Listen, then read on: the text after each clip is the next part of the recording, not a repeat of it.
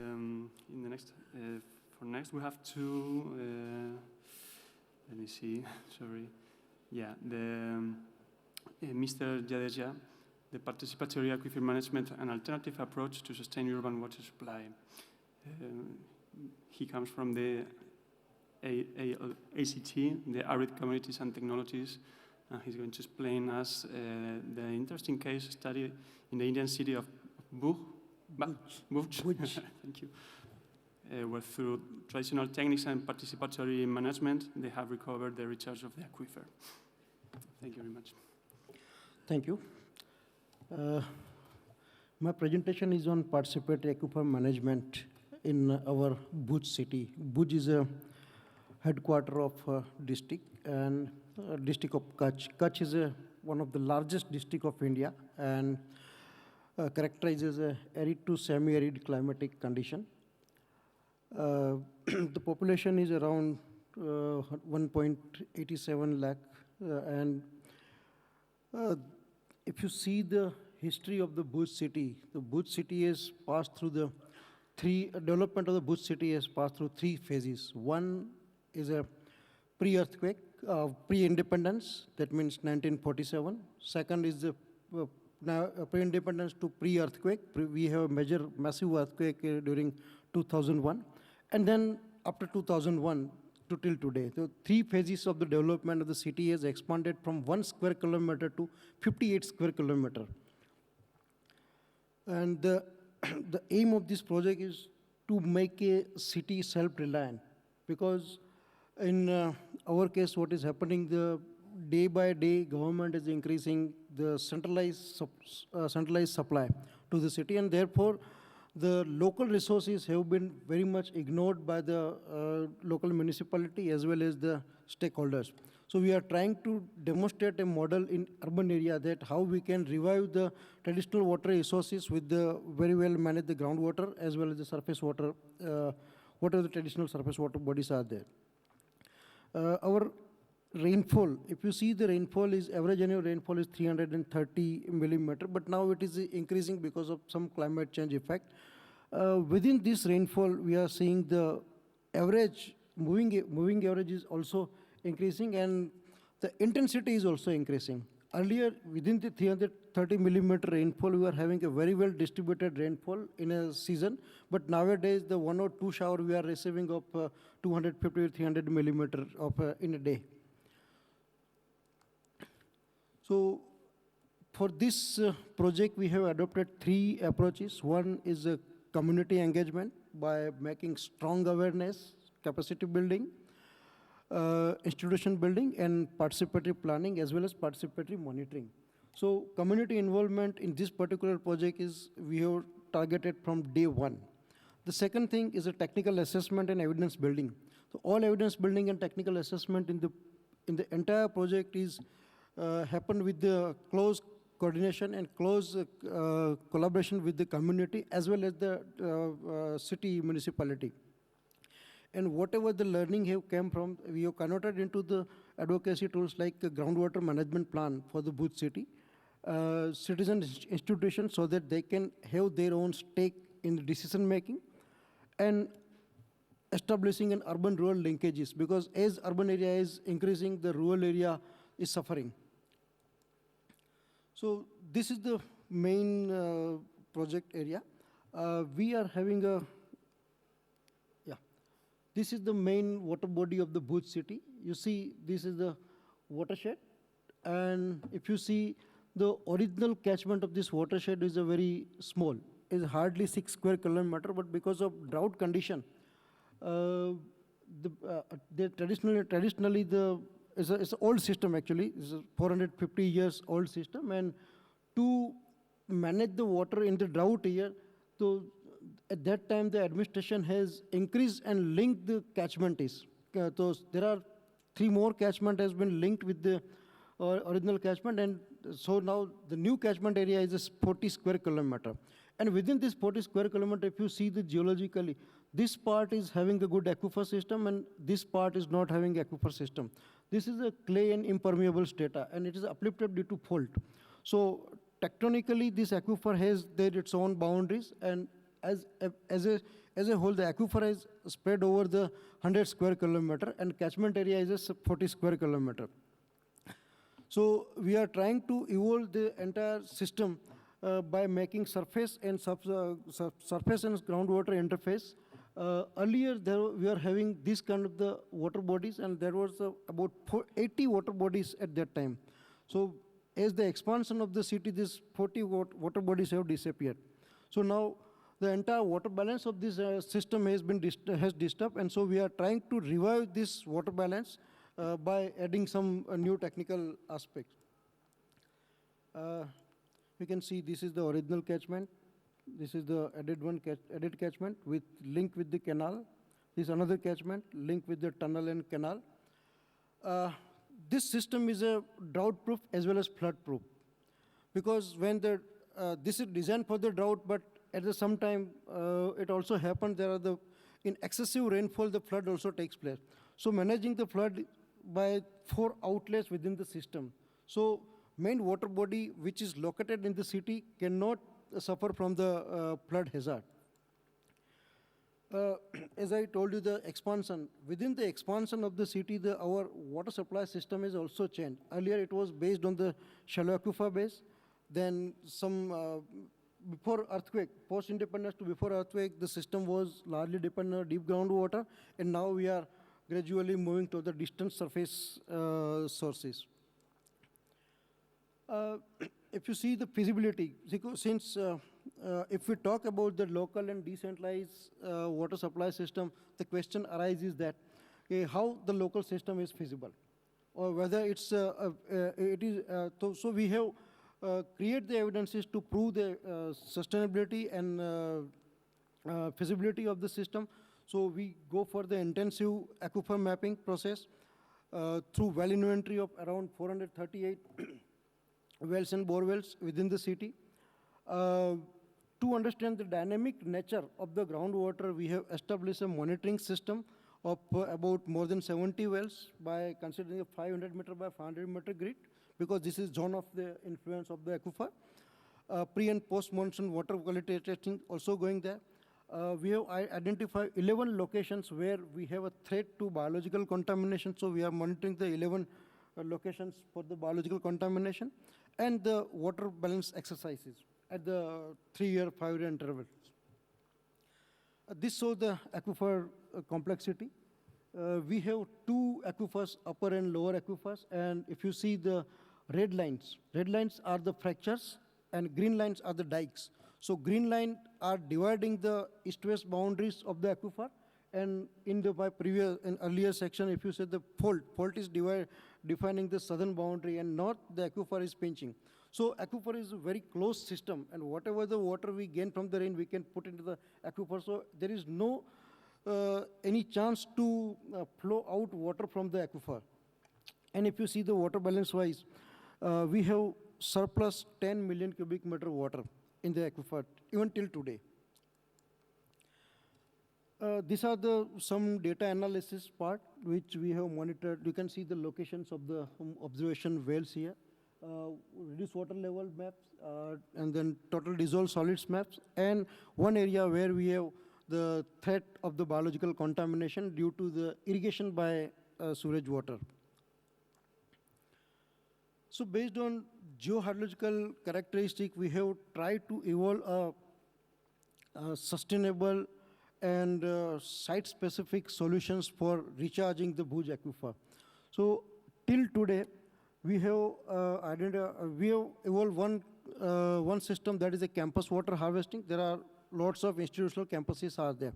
So if we can use the rainwater for annual requirement and put it the underground tank, and the surplus water of the terrace, rainwater from the terrace can be put into the ground. So there are very slim and shallow tube wells we have established in the 11 schools and 1 university, and total around about 5.31 lakh roof water harvesting has been carried out till today.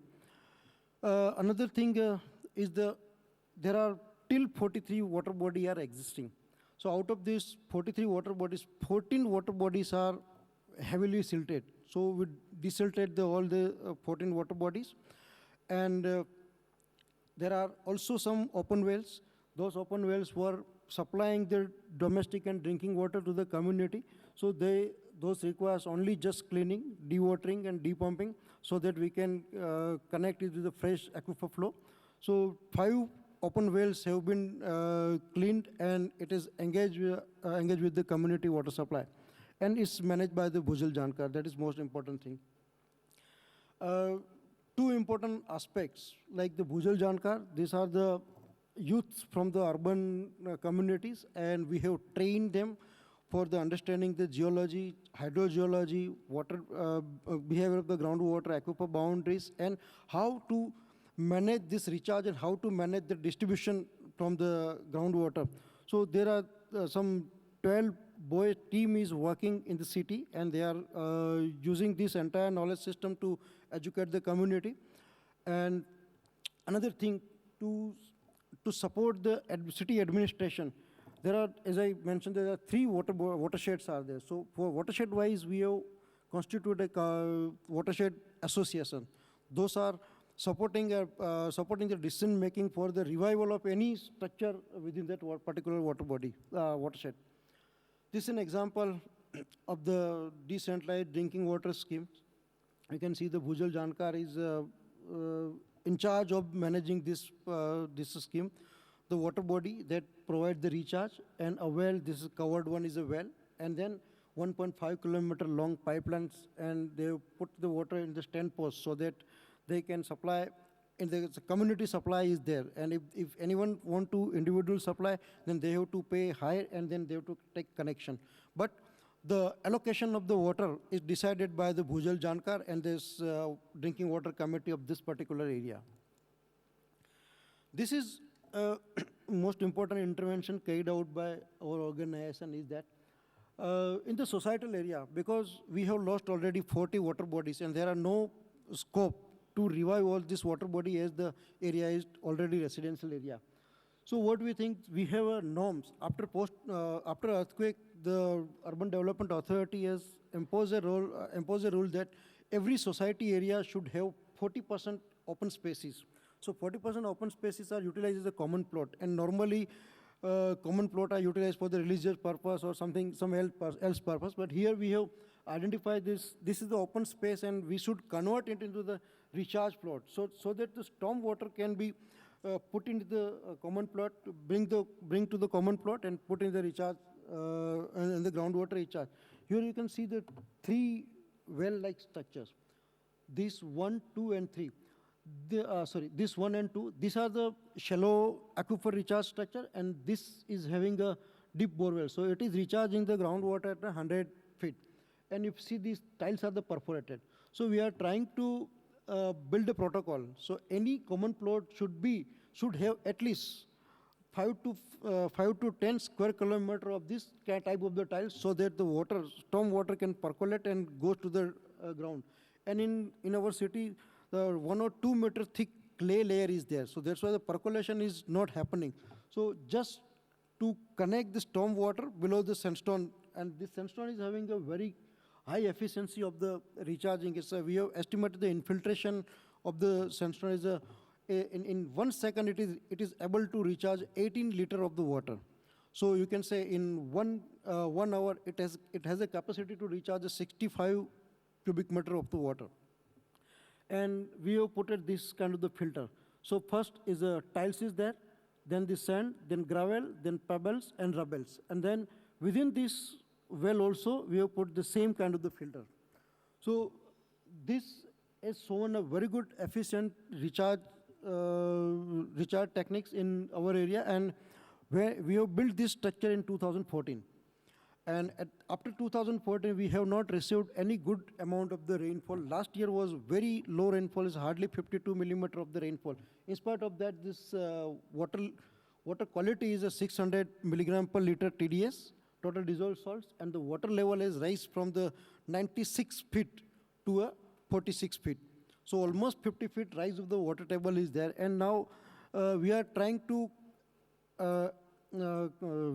convince the community to use this water as a drinking water supply for their own society. And it is and our pump test result shows it's a sufficient water supply for the 100 families.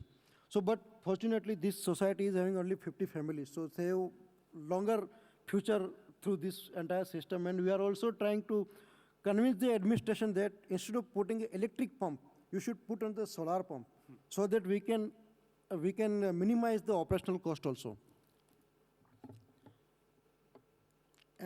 One thing I forgot to mention, the cost of this structure is hardly 865 Indian rupees per square kilometer.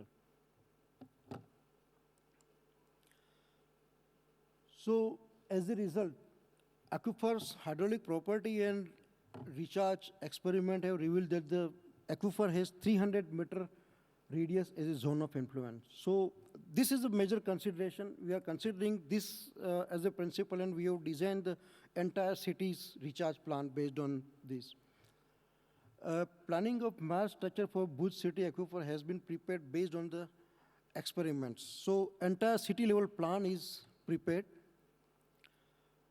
and participatory implementation followed by the community management system and institutional structure has constituted with the intense involvement of the community. So today, this association, this watershed association have a very good stake, and also they can pressurize the municipality to do not do the wrong things. These are the plan you can see here. In this is very customized solution. Each grid indicates some particular structure that if we can build all this structure, then we can assure that the Bhuj city can have water resources. Within 3 years, Bhuj city can become a self-reliant city. And this is the institutional structure. You can see this is a watershed association. Then the stakeholders committees are there, and this is a Bhujal Jankar Institute, which is a local technical youth. They are helping all these institutions to take a decision and to manage their resources. In a conclusion, that traditional water management system of the Bhuj city has still potential to supply the domestic water through decentralized source development and management. I can say that this city is built in before 450 years. So at that time, the city population was very less. It's a 15,000 human population, but we were having a animal population more. So almost the demand of the city before 450 years and till today are the same. Because till today, the human population is rise, livestock population has gone down. So demand is there. So it gives the confidence that we can with the good management, we can use this system till coming 100, 200 years.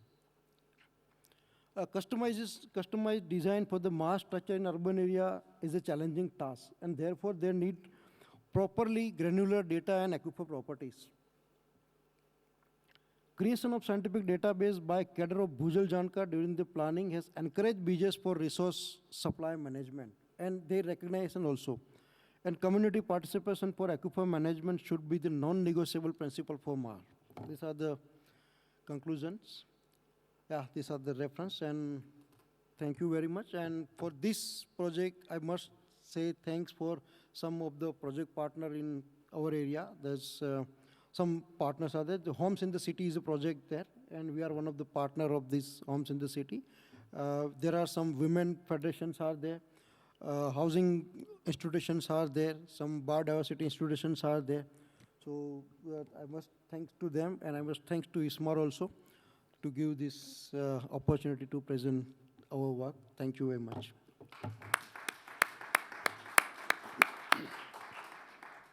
Thank you for your presentation. Are there any questions here for Mr. Jadeja? Yeah, over there. I am Budrul Hassan from Bangladesh, working as a PhD candidate in Utrecht University, Netherlands. Thank you for your nice presentations. So in your presentations, you shared that community participation is a non-negotiable principles with regards to the management of aquifers. So just wondering that if you share with us that whether the community are actually solely capable to manage or govern the MAR, or they need the support from external forces, maybe it's from local government or the public agency or any other institution? Thank you. Yeah, you are right. See, community have some capacity, and for some matter, they require supports. Like as I mentioned, no, as I mentioned in one of the slum area, where we have set up a decentralized drinking water scheme. They require some resource support from the municipality so that they can pay for the electricity bill, etc. And another important support they require is their recognition of their stake in their resource management. That is the most important support is required. Third is constant motivational support they require, because there are lots of external force acting in the city in compared to rural. Our experience is that. So they require constant motivational support by engaging with them or by setting up some of the rituals. So to motivate the community, we have established one ritual that every year they meet at one location and they decide what will be the next year agenda for us. And Bhujal Jankar, the helping hand for the community. Any other question? I have one also. For me, it's very interesting the participation of the community. And does it have changed the behavior of the inhabitants there? Talking about the water, the urban water, and talking about the butts of the cigarettes or the soap of their laundry or things like that, looking for the quality of the water that then they are going to use after. See, this is a partial response. Some people are too much conscious about their water, some are still careless. But in this case, we are now trying to build a sensitivity in next generation, so that the next generation are very good human resource that they can force their parents also. So one of the experience I can share here, we have formed a children's committee there. And in this children's committee, the children are having a education qualification of 7 to 10th, 7 standard to 10 standards, and they regularly meets and they decide. So whenever any festival comes, they decide something and they go back to home, and then they pressurize or shaming the parents or shaming their neighbors. So we organize this kind of, and we are hoping that since there are certain change in some age is difficult to take. So it is better to investing energy into this generation is better in energy, invest energy in next generation. After 10 years, definitely it will come. I agree. Thank you. So thank you very much, Mr. Jay.